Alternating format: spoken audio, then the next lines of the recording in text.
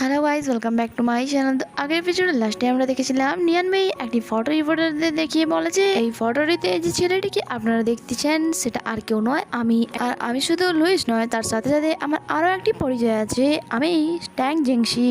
যা শুনে সুসা অবাক হয়ে যায় যে আমার হেল্প করার জন্য সে এত বড় স্টেপ নেবে আমার জানা ছিল না। যখন কি রিপোর্টাররা তাকে কোশ্চেন করে এটা কি করে সম্ভব, মিস্টার ট্যাং জিংসিং তো মারা গিয়েছিলেন। নিয়ান ভাই এক্সপ্লেন করে আবার কিছু গুন্ডারা আমার উপর অ্যাটাক করেছিল, বাট চাইনাতে আমার মৃত্যুর খবরটি এত তাড়াতাড়ি ছড়িয়ে পড়বে সে ব্যাপারে আমার জানা ছিল না। আর এক বছর পর আবারও আমি আমার ভালোবাসার মানুষের কাছে ফিরে এসেছি। লিবারেরা কোশ্চেন করে যদি সত্যি আপনি ট্যাং জিংসি হয়ে থাকে তাহলে এক বছর ধরে কোথায় লুকিয়েছিলেন। নিয়ান ভাই বলে আমার তো এটা মনে হয় না যে আমি লুকিয়েছিলাম, কারণ আমি যদি লুকিয়ে রাখতাম তাহলে হানি লাভের সাথে কোলাবোরেশন কে করলো। এন্ড তার এক্সপ্লেনেশন শোনার পর সকলে তার কথা বিশ্বাসও করে নেয়।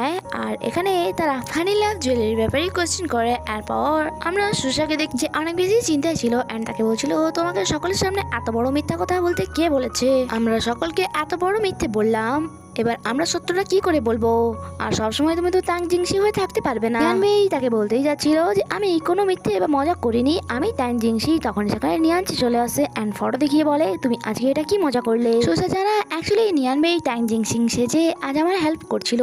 নিয়ানচি তাকে এখান থেকে যেতে বলে যে আমার তার সাথে কিছু কথা আছে। সুসা চলে যাওয়ার পর নিয়ানচি তাকে বলে তুমি কি পাগল হয়ে গিয়েছো, আগে তো তুমি সুসার হেল্প করতে চাইতে আর এখন তার জন্য তুমি তোমার আইডেন্টিটিও এক্সপোজ করতে চাইছো। তুমি কি ভুলে গিয়েছো তার ড্যাডি তোমাকে মারার চেষ্টা করেছিল আর সেই তোমার সব থেকে বড় শত্রু।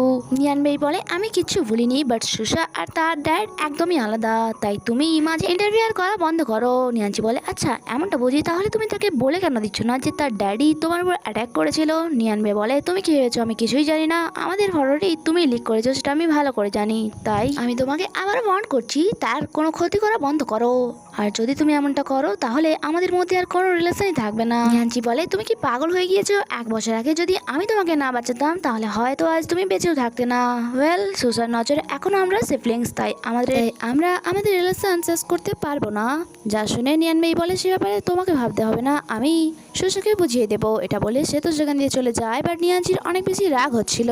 নেক্সট সিনে আমরা সুসাকে দেখি যাকে তার সেক্রেটারি খুব হ্যাপি হয়ে বলছিল দেখুন ম্যাডাম আপনারা ট্রেন্ডে চলে এসছেন, আর তার সাথে সাথে গুড নিউজ এটাও যে হানি লাভের সেল 4 গুণ বেড়ে গিয়েছে। যা শুনে সুসাও হ্যাপি তো ছিল, বাট তার সাথে সাথে এটা ভেবে এসে চিন্তিতও ছিল যে পাবলিকরা যত তাড়াতাড়ি আমাদেরকে ট্রেন্ডে নিয়ে এসছে তত তাড়াতাড়ি আমাদেরকে ডাম না করে দেয়। যখন তারা জানতে পারবে যে ওই ছেলেটি নিয়ান বেই নাকি ট্যাং জিংসি, তখনই সে সেখানে নিয়ান বের ফার্স্ট পড়ে থাকতে দেখে, যা তুলে এসে তাকে দিতে যাচ্ছিল। তখনই তার ভেতর থেকে একটি ফটো নিচে পড়ে যা তার আর ট্যাং জিংসি ছিল, যা দেখে সে অবাক হয়ে যায় অ্যান্ড ফটো নিয়ে দেখছিল আর কিছুটা হলেও বুঝতে পেরে গিয়েছিল যে নিয়ান বেই ট্যাং জিংসি, কারণ এই ফটোটি ট্যাং জিংসি ছাড়া আর কারোর কাছে থাকা সম্ভব নয়। তখন সেখানে ট্যাং জিংসি চলে আসে এন্ড বলে সুসা বলো আজ আমার অ্যাক্টিং তোমার কেমন লাগলো। যখন কি সুসা ওই ফটোটি দেখে তাকে বলে ট্যাং জিংসিং তার মানে এটা তুমি, যা নিয়ান বেও শুনতে পায় এন্ড সুসা বলে তার মানে এতদিন ধরে তুমি আমাকে মিথ্যে বলে যাচ্ছিলে। নিয়ান বে বলে সুসা আমাকে মাফ করে দাও, এইসবের পেছনে খুব বড় একটি কারণ আছে।